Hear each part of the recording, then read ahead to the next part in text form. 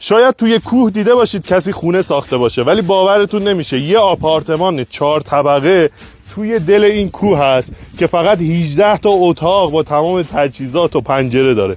بریم این غار عجیب و خاص و منحصر به فرد توی دنیا، توی کردستان رو با هم ببینیم. کمربنداتون رو ببندین که میخوایم یه سفر ماجراجویانه و پر رمز و راز و توی تاریخی ترین غار کشورمون شروع کنیم. اگه دلشو نداری تا انتها